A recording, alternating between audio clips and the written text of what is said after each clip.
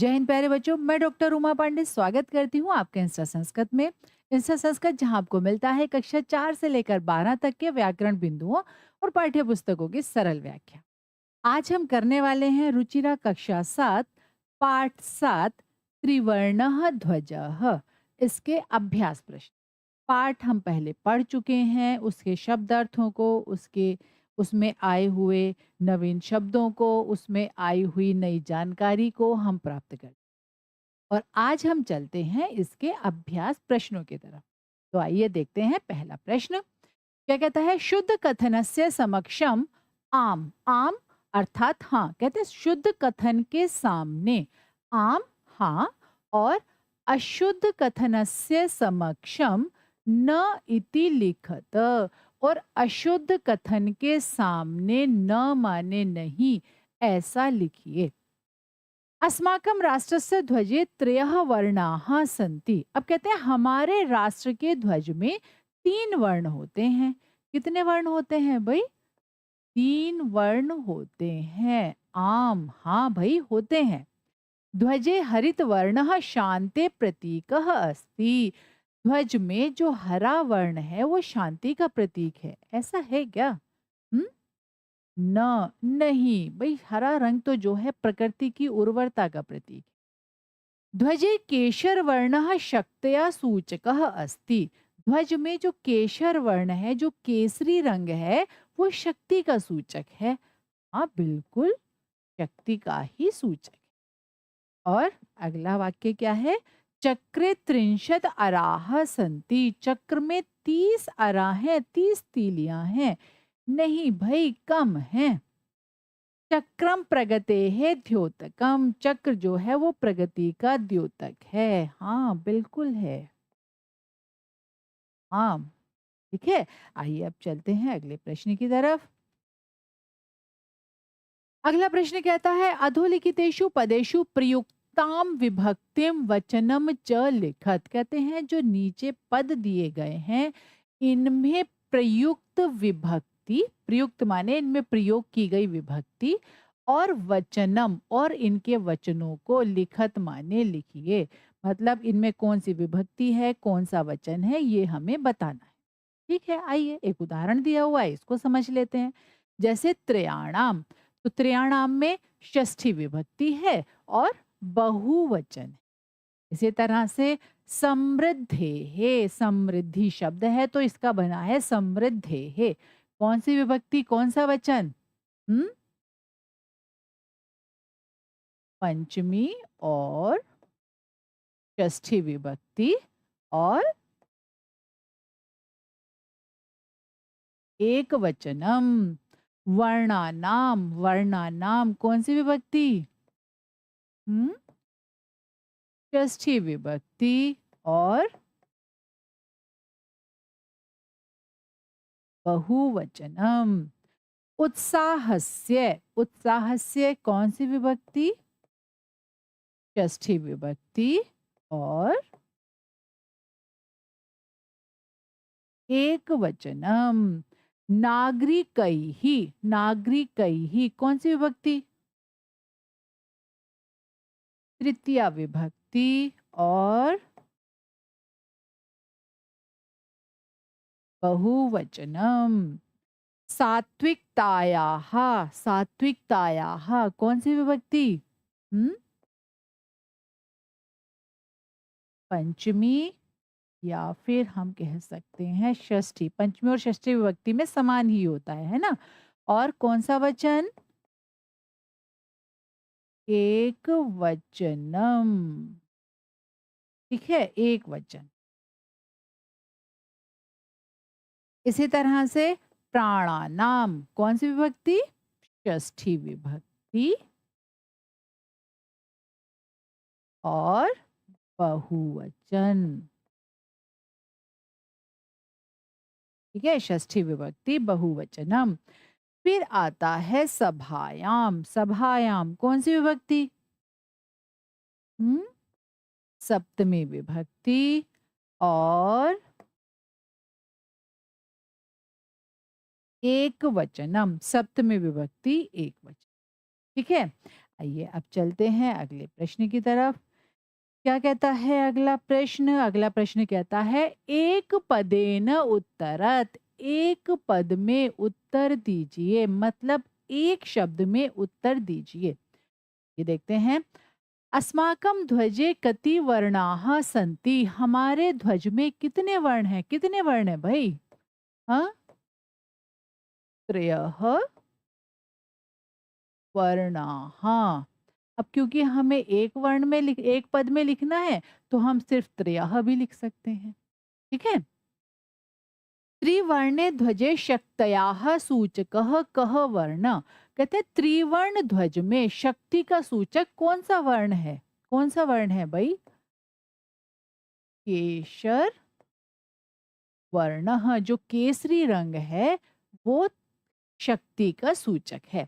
अशोक चक्रम कस्य द्योतकम अस्ति? जो अशोक चक्र है वो किसका द्योतक है? किसका द्योतक है भाई?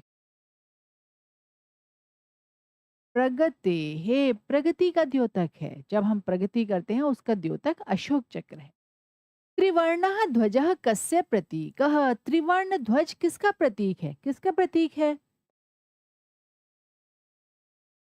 स्वाधीनतायाः, हमारी स्वाधीनता का प्रतीक है। हमारा देश आजाद हो चुका है। इसका हमने निर्धारण किया है कि हमारा जो राष्ट्र ध्वज है वो 3 रंग का होगा।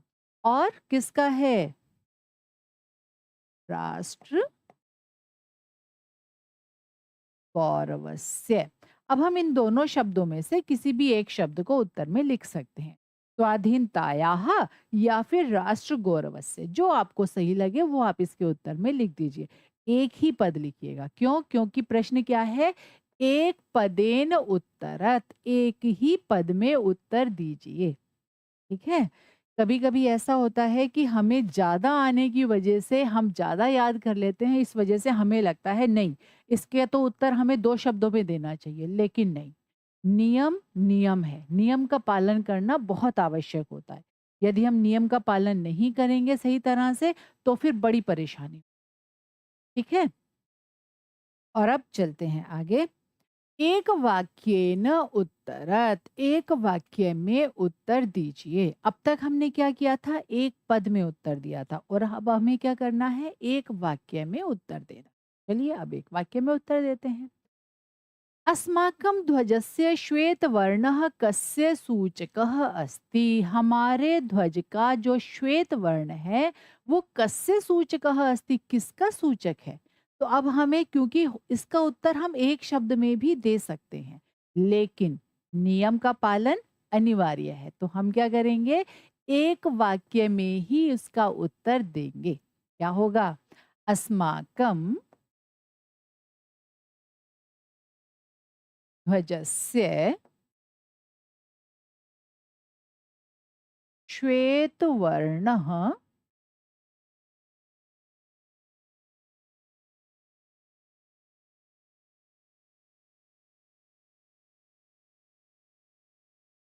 अस्माकं ध्वजस्य श्वेतवर्णः सत्यस्य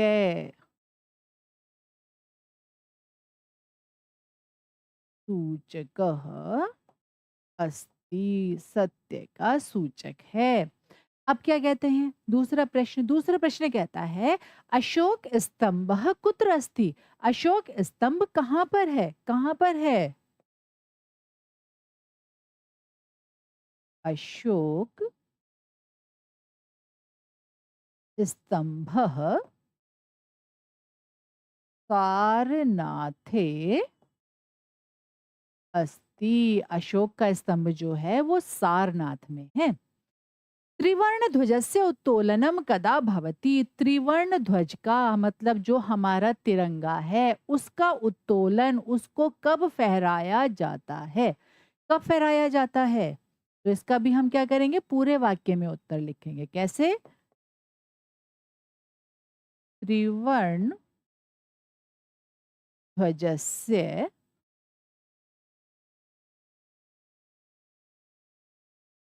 उत्तोलनम स्वतंत्रता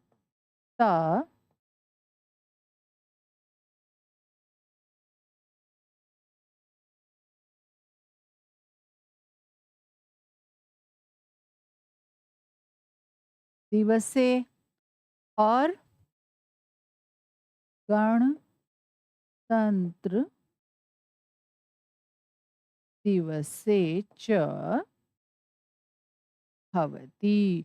त्रिवर्ण ध्वज का उत्तोलन स्वतंत्रता दिवस और गणतंत्र दिवस पर होता है। हमारे देश में दो समय तो अवश्य ही झंडा फहराया जाता है। कब? जब हमारा स्वतंत्रता दिवस अर्थात 15 अगस्त होता है और जब हमारा गणतंत्र दिवस होता है। गणतंत्र दिवस 26 जनवरी को। अशोक चक्रे कति अराहा संति, यहाँ लिखते हैं क्या होगा? अशोक चक्रे चतुर्विंशतिः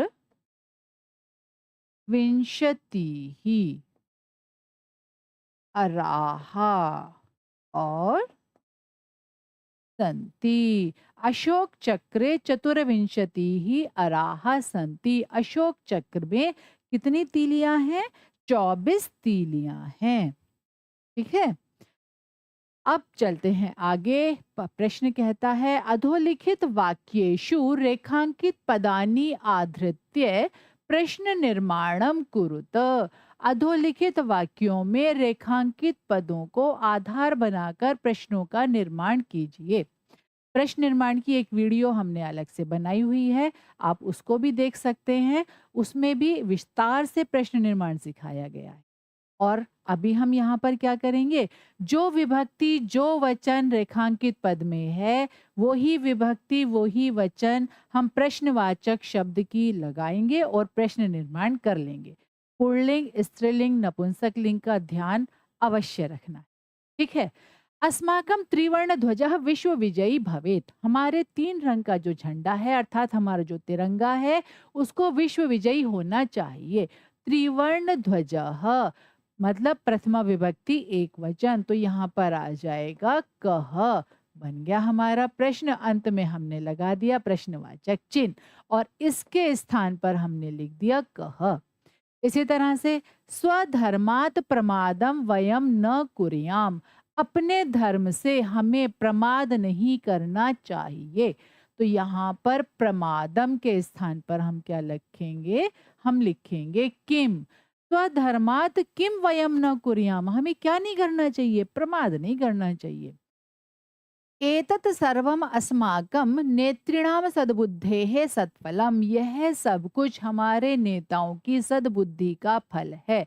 तो अब प्रश्न क्या बनेगा?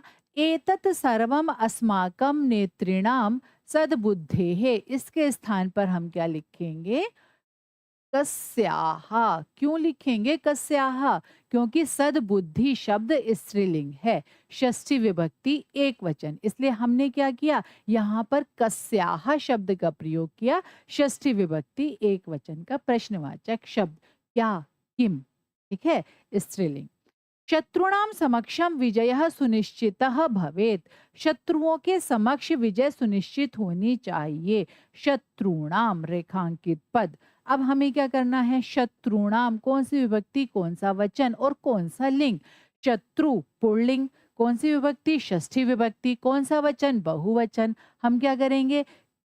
किम शब्द के षष्ठी विभक्ति बहुवचन के शब्द को हम क्या करेंगे? शत्रुनाम के स्थान पर लिखेंगे और अपने वाक्य को बना लेंगे। क्या होगा? केशाम।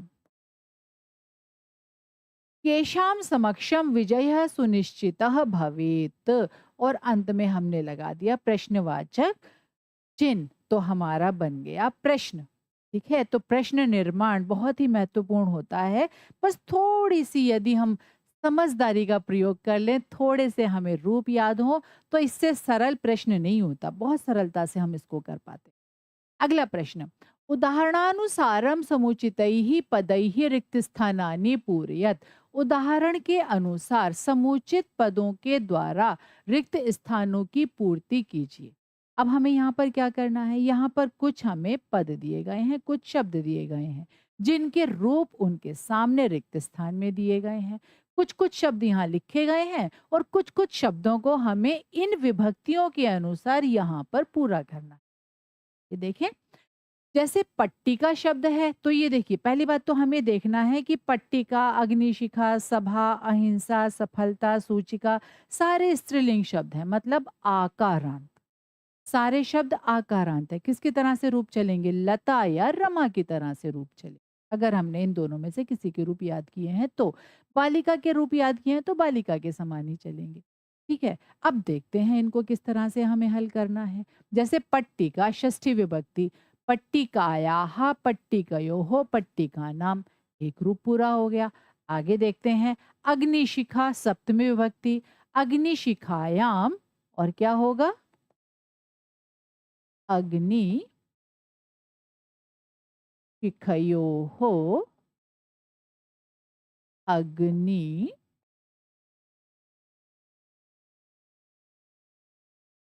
शिखासु। ठीक है?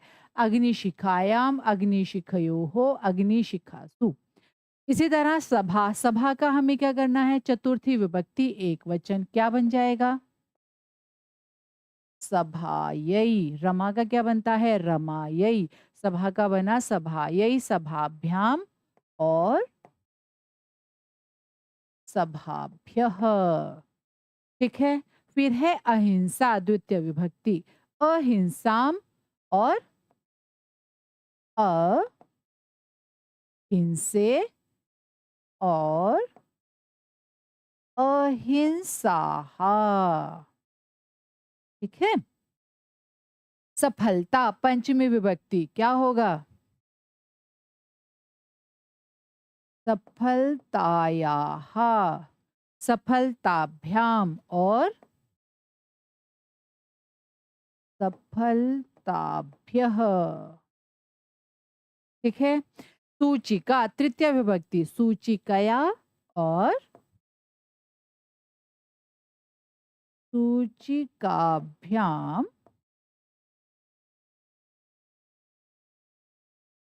सूचिकाभिः। ठीक है? तो ये हुआ, हमने क्या किया? इन आकारांत शब्दों के रूपों के, इन विभक्ति के अनुसार रूपों से हमने इसको पूरा किया। ठीक है? अब चलते हैं अगले प्रश्न की तरफ। अगला प्रश्न है समुचितम समुचित मेलनम कृत्वा लिखत, समुचित मेल करके लिखिए। दो स्तंभ दिए गए हैं क और ख। हमें क्या करना है? क के स्तंभ में जो लिखे हुए हैं पद या शब्द या जो शब्द समूह है, हमें ख के जो शब्द है या वाक्य के जो अंश है इनसे इनको मिलाना है, जो उचित होगा उसी से। ठीक है? देखिए जैसे केशर वर्णः, तो केशर वर्णः शौर्यस्य त्यागस्य च सूचकः। हरित वर्णः सुषमायाः उर्वरतायाः च सूचकः। अशोक चक्रम, अशोक चक्र प्रगतेः न्यायस्य च प्रवर्तकम, प्रगति और न्याय का प्रवर्तक है। त्रिवर्णः ध्वजः, जो तिरंगा है हमारा, स्वाधीनतायाः राष्ट्रगौरवस्य च प्रतीकः। और त्रिवर्ण ध्वजस्य स्वीकरणम, त्रिवर्ण ध्वज का स्वीकरण कब हुआ था? 22 जुलाई 1947 तमे वर्षे जातम, 22 जुलाई 1947वें वर्ष में एक सभा में सबकी सर्वसम्मति से इसका स्वीकरण हुआ। ठीक है? आशा है आपको ये पाठ अच्छे से समझ आया होगा। आइए एक बार फिर से पुनरावृत्ति करते हैं, आज हमने क्या पढ़ा? आज हमने पढ़ा रुचिरा कक्षा 7 पाठ 7 त्रिवर्णः ध्वजः के अभ्यास कार्य, अभ्यास प्रश्न हमने आज किए।